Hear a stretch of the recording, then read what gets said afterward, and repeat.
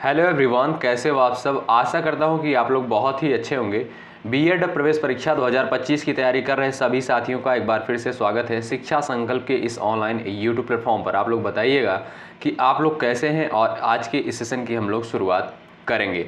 आप सभी को पता है डेली सुबह 11:30 बजे हम लोग करंट अफेयर को कवर करते हैं, जो कि खासकर बीएड प्रवेश परीक्षा के लिए महत्वपूर्ण है। आप किसी भी स्टेट से हैं, उस स्टेट की बीएड प्रवेश परीक्षा की तैयारी कर रहे हैं, सबके लिए ये क्लासेस रामबाण सिद्ध होने वाली हैं। आइए शुरुआत करते हैं बिना किसी देरी के। और यहाँ पर सिर्फ और सिर्फ महत्वपूर्ण करंट अफेयर को ही कवर किए जाते हैं, जो कि खासकर बीएड एंट्रेंस एग्जाम 2025 के लिए महत्वपूर्ण है। आइए शुरुआत करते हैं। और पहला प्रश्न आपके स्क्रीन पर है, कहता है पुरुष जूनियर एशिया कप हॉकी 2024 का खिताब किसके द्वारा जीता गया है? पाकिस्तान के द्वारा, भारत के द्वारा, मलेशिया के द्वारा, जापान के द्वारा। 4 ऑप्शंस आपके सामने दिए गए हैं, आंसर देने का आप लोग प्रयास कर सकते हैं। पुरुष जूनियर एशिया कप हॉकी 2024 का खिताब जो है किसके द्वारा जीता गया है? दोस्तों ध्यान रखिएगा, अपने प्यारे भारत के द्वारा। ऑप्शन नंबर बी करेक्ट हो जाएगा। अच्छा, किसको हराया है? पाकिस्तान को जो है हराकर भारत की जीत दर्ज हुई है एशिया कप हॉकी 2024 में। ठीक है, आगे बढ़ते हैं। क्वेश्चन नंबर दूसरा कहता है चर्चा में रहे फिशिंग कैट का मुख्य आवास क्या है? बता सकते हैं घने पर्वतीय वन, शुष्क पर्वतीय वन, आर्द्र भूमि और मैंग्रोव वन, घास के मैदान। अच्छा, यदि आपसे पूछा जाए कि फिशिंग कैट जो है ये क्या है, तो ध्यान रखिएगा दोस्तों, मछली पकड़ने वाली बिल्ली या फिशिंग कैट इसे कहते हैं। एक जंगली बिल्ली है जो मछली पकड़ने में माहिर होती है। ठीक है, चलिएगा। और ये जो है जो घरेलू बिल्लियाँ होती हैं उनसे 2 गुनी होती है, यानी बड़ी बिल्ली होती है। ठीक है, तो आप लोग बता सकते हैं ये कहाँ पर पाई जाती है, प्रयास कर सकते हैं आंसर देने के लिए आप लोग। चलिएगा दोस्तों, ध्यान रखिएगा, ये जो है आर्द्र भूमि और मैंग्रोव वन में पाई जाती है। ऑप्शन नंबर आपका सी बिल्कुल राइट हो जाएगा। ठीक है, ऑप्शन नंबर आपका सी बिल्कुल करेक्ट हो जाएगा। आगे बढ़ते हैं और अगला प्रश्न देखिएगा। क्वेश्चन नंबर नेक्स्ट कहता है हाल ही में चर्चा में रहे सूर्य किरण अभ्यास किन 2 देशों के बीच संयुक्त सैन्य अभ्यास हुआ है? Very very important question. जितने भी सैन्य अभ्यास होते हैं परीक्षा के दृष्टिकोण से बहुत महत्वपूर्ण होते हैं। बताएंगे सूर्य किरण अभ्यास किन 2 देशों के बीच संयुक्त सैन्य अभ्यास है? भारत और चीन, भारत और नेपाल, भारत और भूटान, भारत और श्रीलंका के मध्य। बता सकते हैं आप लोग। चलिएगा जवाब देने का प्रयास कर सकते हैं। ध्यान रखिएगा दोस्तों, ये अभ्यास जो है 29 दिसंबर से 13 जनवरी तक। कब तक? 29 दिसंबर से 13 जनवरी तक जो है ये अभ्यास चला है। कौन सा अभ्यास? सूर्य किरण अभ्यास। आपसे सीधा सीधा प्रश्न पूछेगा सूर्य किरण अभ्यास जो है ये एक संयुक्त सैन्य अभ्यास है, तो किन किन देशों के मध्य जो है हुआ है? तो ध्यान रखिएगा दोस्तों, राइट आंसर आपका हो जाएगा भारत और नेपाल के मध्य। ऑप्शन नंबर आपका बी बिल्कुल करेक्ट हो जाएगा। ठीक है, आगे बढ़ते हैं। क्वेश्चन नंबर अगला देखें। भाई एक बार सेशन को आप सभी लोग लाइक कर दें और शेयर कर दें सेशन को। ठीक है। अच्छा, यदि आप टेलीग्राम चैनल से नहीं जुड़े हुए हो तो टेलीग्राम चैनल से आप लोग जरूर जुड़ जाइएगा। डिस्क्रिप्शन बॉक्स में लिंक दिया गया है इस वीडियो के नीचे। हाल ही में चर्चा में रहे काम राजार बंदरगाह किस राज्य में स्थित है? महत्वपूर्ण है। अच्छा, जो चीज़ें चर्चा में रहती हैं, चाहे वो राष्ट्रीय स्तर पर हो चाहे अंतर्राष्ट्रीय स्तर पर, वही चीज़ें पेपर में बनती हैं। बता सकते हैं आप लोग काम राजार बंदरगाह जो है किस राज्य में स्थित है? तमिलनाडु, आंध्र प्रदेश, केरल, महाराष्ट्र। चलिएगा प्रयास आप लोग करेंगे एक बार, उसके बाद जो है बताया जाए। चलिए, अच्छा दोस्तों, कामराज बंदरगाह को जो है पहले जानते हैं, पहले एन्नोर बंदरगाह के नाम से जाना जाता था। क्या? एन्नोर बंदरगाह के नाम से जाना जाता था।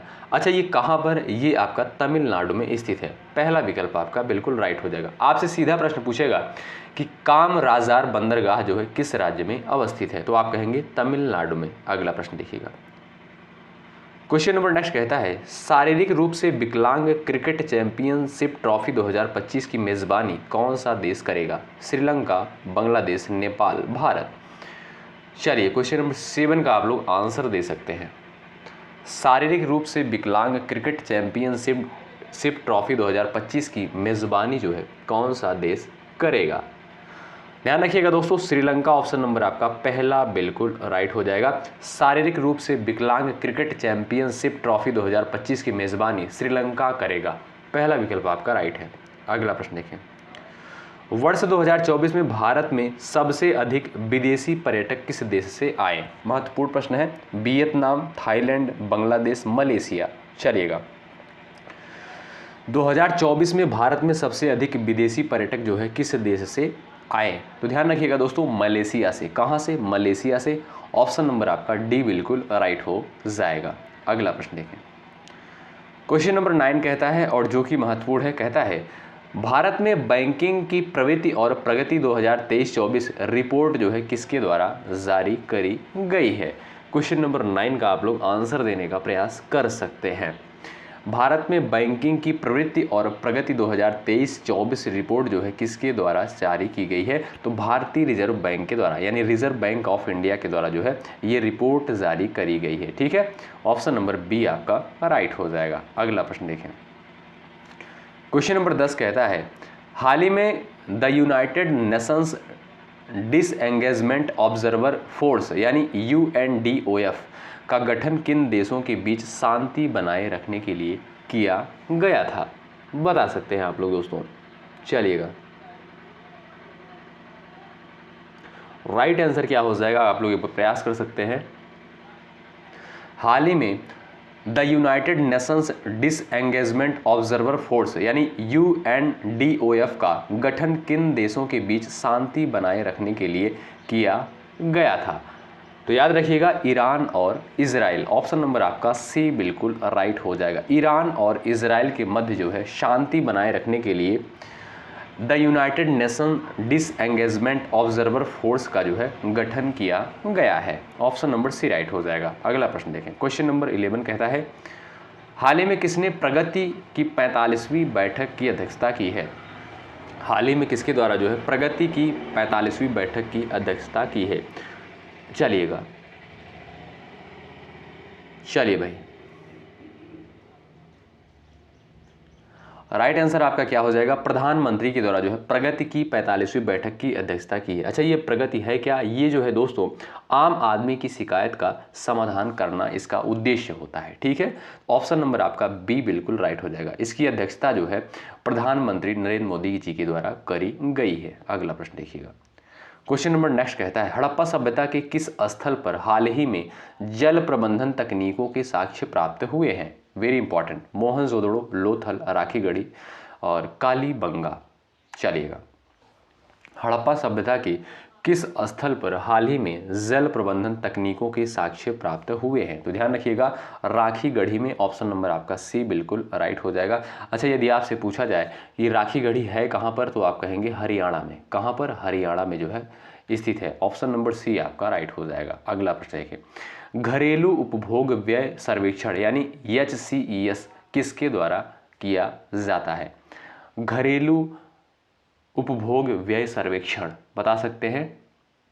चलिएगा, भारत में घरों के उपभोग के बारे में जो है जानकारी इकट्ठा करना, ध्यान रखिएगा, राष्ट्रीय सांख्यिकी कार्यालय का जो है ये कार्य होता है। ठीक है, किसका? राष्ट्रीय सांख्यिकी कार्यालय का जो कार्य होता है भारत में घरों के उपभोग के बारे में, यानी जो भारतीय परिवारों में जो चीज़ें उपभोग की जाती हैं उनके बारे में जानकारी इकट्ठा करने का कार्य होता है राष्ट्रीय सांख्यिकी कार्यालय का। ठीक है, तो यहाँ पर आपसे प्रश्न करता है, घरेलू उपभोग व्यय सर्वेक्षण HCES किसके द्वारा किया जाता है? ऑप्शन नंबर डी राइट हो जाएगा, राष्ट्रीय सांख्यिकी कार्यालय के द्वारा। अगला प्रश्न देखें, हाल ही में भारत के कुछ हिस्सों में पश्चिमी विक्षोभ सक्रिय रहा, ये किस क्षेत्र में वर्षा लाते हैं? दक्षिण भारत, पूर्वी भारत, उत्तर पश्चिम भारत, मध्य भारत में। वेरी इंपॉर्टेंट है। चलिएगा, पश्चिमी विक्षोभ के कारण जो है भारत के किन क्षेत्रों में वर्षा होती है? आपसे सीधा प्रश्न पूछता है। पश्चिमी विक्षोभ महत्वपूर्ण है, ध्यान रखिएगा, उत्तर पश्चिम भारत में। ऑप्शन नंबर आपका दोस्तों यहाँ पर करेक्ट हो जाएगा, ऑप्शन नंबर सी। अगला प्रश्न देख लीजिए, अगला प्रश्न कहता है, हाल ही में चर्चा में रहे PM केयर्स फंड का उपयोग जो है किस लिए किया जाता है? चलिएगा दोस्तों, PM केयर्स फंड का उपयोग जो है आप सभी को पता है आपातकालीन स्थितियों में राहत और सहायता प्रदान करने के लिए। ऑप्शन नंबर आपका बी राइट हो जाएगा। हाल ही में चर्चा में रहे एस्बेस्टस किस प्रकार का पदार्थ है, बताइएगा। धातु है, प्लास्टिक है, प्राकृतिक रूप से पाया जाने वाला खनिज है, कृत्रिम रूप से निर्मित पदार्थ है। चलिएगा, एस्बेस्टस दोस्तों क्या होता है आप सभी को पता होना चाहिए। ये जो है प्राकृतिक रूप से पाया जाने वाला एक खनिज होता है। ऑप्शन सी आपका बिल्कुल राइट हो जाएगा। ठीक है। अच्छा, जो प्लास्टर लगता है वो एस्बेस्टस से ही लगता है। अगला प्रश्न देखिएगा, राष्ट्रीय अल्पसंख्यक शिक्षण संस्थान किस अनुच्छेद के तहत कार्य करता है? जवाब दे सकते हैं आप लोग। चलिएगा, अनुच्छेद 29(1), अनुच्छेद 21, अनुच्छेद 19, अनुच्छेद 14। चलिएगा, अच्छा दोस्तों, अनुच्छेद 29(1) क्या करता है? ये जो है अल्पसंख्यकों के हितों की रक्षा करता है, इसलिए पहला विकल्प आपका बिल्कुल राइट हो जाएगा। प्रश्न करता है राष्ट्रीय अल्पसंख्यक शिक्षण संस्थान किस अनुच्छेद के तहत कार्य करता है? तो अनुच्छेद 29(1), क्योंकि अनुच्छेद 29(1) का कार्य ही है कि अल्पसंख्यकों के हितों की रक्षा करना। ऑप्शन नंबर ए आपका राइट हो जाएगा। अगला प्रश्न देखें, हाल ही में सरदार उधम सिंह की जयंती मनाई गई, वे किस क्रांतिकारी संगठन से जुड़े हुए थे? चलिएगा दोस्तों, ध्यान रखिएगा दोस्तों, 26 दिसंबर को, कब? 26 दिसंबर को जो है सरदार उधम सिंह की जयंती मनाई गई और ये जो है हिंदुस्तान सोशलिस्ट रिपब्लिक एसोसिएशन से संबंधित थे। ठीक है, ऑप्शन नंबर आपका पहला बिल्कुल राइट हो जाएगा।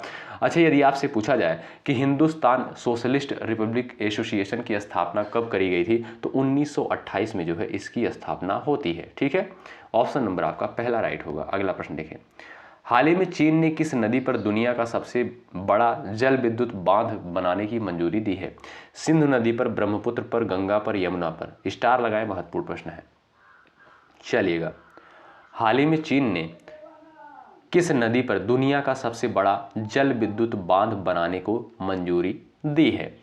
तो ध्यान रखिएगा, ब्रह्मपुत्र नदी पर। ऑप्शन नंबर आपका बी बिल्कुल राइट हो जाएगा। चलिएगा, अच्छा, विश्व का सबसे बड़ा डेल्टा जो है कौन कौन सी नदियां बनाती हैं, आप लोग बताइएगा कमेंट बॉक्स में। जो भी साथी सबसे पहले आंसर करेंगे उनका जवाब कमेंट बॉक्स में पिन किया जाएगा।